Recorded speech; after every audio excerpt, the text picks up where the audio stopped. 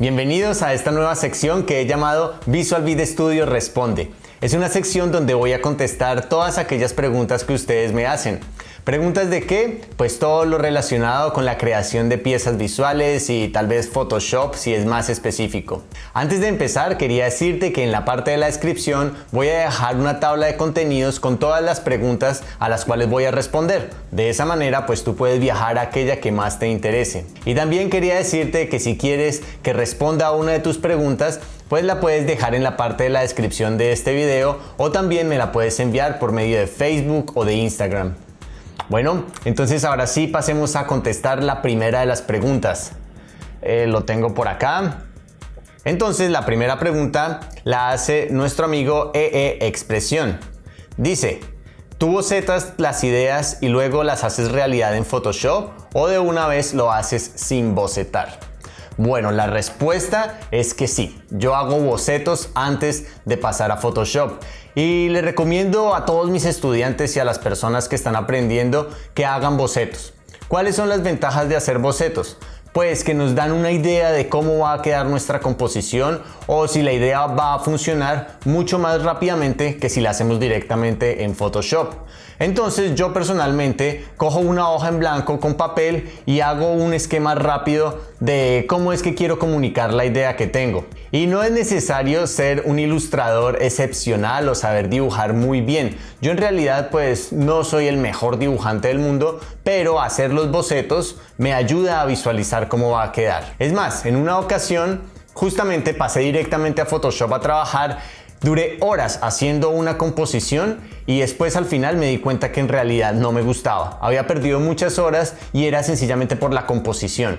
Entonces yo pude haberme dado cuenta de eso en 5 o 10 minutos con un simple boceto. Mi recomendación es que siempre boceten en papel antes de pasar a Photoshop. Bueno, pasemos entonces ahora a la siguiente pregunta. La siguiente pregunta la trae el amigo Cristian Paz. Dice, cuando estudias diseño, ¿tienes que aprender a utilizar todas las herramientas de Photoshop?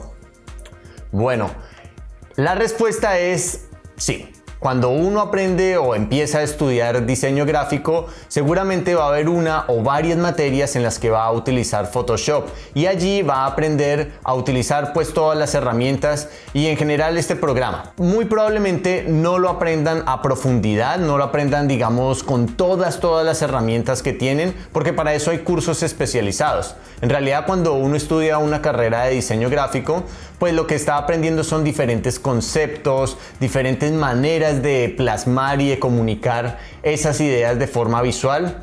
Y Photoshop pues es una herramienta muy poderosa, es una herramienta que yo creo que todos los diseñadores y fotógrafos utilizamos y en la universidad nos la enseñan. Sin embargo, si tú quieres digamos profundizar en este tema, yo te recomiendo que mires cursos especializados en Photoshop. Bueno, vamos por la siguiente pregunta.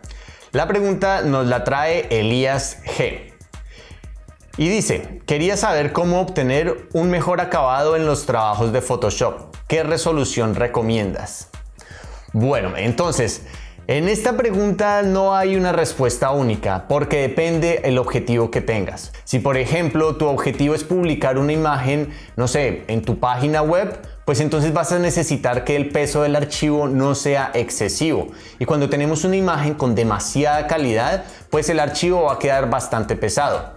En cambio, si tú por ejemplo quieres imprimir esa imagen, pues tal vez el tamaño del archivo no importe, porque lo puedes llevar en una USB, en una memoria o pasarla por medio de servicios como WeTransfer. Entonces en esos casos el tamaño del archivo no va a importar. Ahora, si lo que necesitas es eso, una excelente resolución, una excelente calidad, puedes utilizar 300 píxeles por pulgada. Es lo que se recomienda para impresiones. Si vas a utilizarlo para la web, entonces yo te recomiendo que juegues con la resolución, con los píxeles por pulgada y trabajes desde 92 en adelante, incluso 75 podría llegar a servir, pero yo trabajaría de 92 en adelante, cuidando que el archivo no quede muy pesado. Muy bien, vamos a pasar entonces a la siguiente pregunta. La pregunta la hace José Rojas. Y dice, si no es mucha molestia, me gustaría saber con tus palabras las funciones de convertir un objeto imagen en objeto inteligente. Bueno, esta es una pregunta muy interesante. porque a veces uno no tiene muy claro qué son los objetos inteligentes. Entonces primero voy a pasar a definir lo que es un objeto inteligente. Y un objeto inteligente pues sencillamente es una capa que contiene la información de la imagen o de los vectores y que la va, digamos, a proteger. Es como convertir una capa en un contenedor para no editar directamente la imagen original. Entonces, ¿cómo haces primero para crear esto en Photoshop? Muy sencillo. Le das clic derecho sobre la capa que quieres convertir a objeto inteligente y allí te va a mostrar esta opción que dice convertir en objeto inteligente. Cuando aparece el icono en la parte de la miniatura de la capa, pues entonces ya sabes que es un objeto inteligente. ¿Cuáles son las ventajas entonces de estos objetos inteligentes? Bueno, acá las tengo anotadas para que no se me vaya a pasar ninguna. Entonces, bueno, la primera, que es la más útil, es la de proteger la imagen. ¿Sí? Cuando uno tiene el objeto inteligente, no puede editar directamente la imagen original. Si por ejemplo tú tratas de colocarle con el pincel algún rayón encima, te vas a dar cuenta que Photoshop no lo permite. Tendrías que empezar a utilizar filtros inteligentes para empezar a editarla y sin embargo no alterarías la imagen original, ella siempre quedará protegida. Otra cosa que va a ser muy importante es que no se daña lo que es la calidad de la imagen.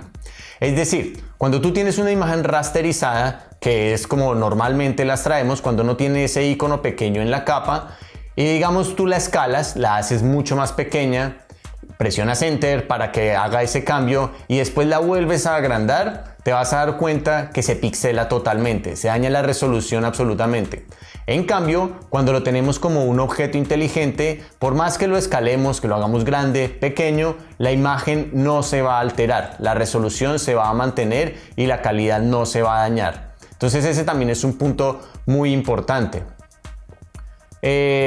Otra ventaja que tengo por acá anotada y que también es muy útil y la uso mucho en lo que son la creación de diferentes efectos es aplicar filtros inteligentes. ¿Qué quiere decir esto? Quiere decir que cuando nosotros aplicamos filtros, es decir, efectos, no estamos alterando directamente la imagen original, sino que estamos alterando en la capa. Cuando uno crea un efecto o un filtro sobre una capa que está rasterizada, sí que está afectando la imagen original y el cambio no se puede deshacer. La única sería darle control o comando Z. Pero si por ejemplo nos dimos cuenta que el efecto no nos gusta al final de nuestro trabajo, después de 4 horas de trabajo, pues va a ser imposible recuperarlo, ¿no? Entonces, cuando utilizamos los filtros inteligentes, ahí sí que nos aparecen los filtros debajo de la capa y podemos mostrarlos, ocultarlos o también los podríamos editar. Entonces, aplicar filtros inteligentes es lo más recomendable, es muy útil porque le da a uno total control sobre ese efecto en cualquier momento. Otra de las opciones y de las ventajas es que podemos reemplazar las imágenes que están dentro de un objeto inteligente. Para explicártelo, pues quiero ir al ejemplo de los mockups. Los mockups entonces nos permiten cambiar una imagen o un diseño en una fotografía. Sencillamente con darle doble clic sobre el objeto inteligente vamos a entrar a ese objeto inteligente. ¿Sí? Photoshop nos va a abrir otro archivo donde podemos editar ahí sí la imagen original. Y si por ejemplo cambiamos esa imagen por otra o le colocamos una capa encima con otra imagen o con otro diseño, le damos guardar, vamos a darnos cuenta que en el mockup original o en la imagen original se va a ver ese cambio. De igual manera, si duplicamos por ejemplo esta capa que es un objeto inteligente varias veces dentro de Photoshop, solo necesitaríamos reemplazar uno de los objetos inteligentes para que se cambie también el resto. Y otra ventaja que tenemos con los objetos inteligentes es que también nos protege los vectores. Tal vez muchos de ustedes también trabajan con Illustrator y se van a dar cuenta que si copian una ilustración o unos vectores hechos en Illustrator a Photoshop, lo pueden traer como objeto inteligente. Y la ventaja de esto es que cuando tienen esa capa de vectores como objeto inteligente, basta con darle doble clic a ese objeto inteligente y él los va a llevar a Illustrator donde pueden editar esos vectores. Guardan en Illustrator y se va a hacer el cambio directamente en Photoshop. ¿Listo? Y entonces esas son las mayores ventajas que tiene trabajar con objetos inteligentes. En realidad, como para generalizar, una de las ventajas más importantes es que trabaja de forma no destructiva, no nos va a alterar nuestra imagen original. Y bueno, por último, para acabar con esta pregunta que es muy interesante, Recuerda que tú puedes convertir un objeto inteligente a rasterizado y es muy sencillo, solamente le vas a dar clic derecho y buscas la opción que dice rasterizar capa. De esa forma ya podrías editar de forma destructiva la imagen, pues para hacerle algún cambio que tú necesites. Y bueno, vamos a dejar entonces por acá las preguntas. Recuerda que si tienes preguntas entonces las puedes dejar en la parte de la descripción o me puedes escribir un mensaje directamente por Instagram o por Facebook o también por Twitter. Yo voy a traer aquellas preguntas pues a las que yo pueda responder, a las que sepa la respuesta y tenga experiencia en esto.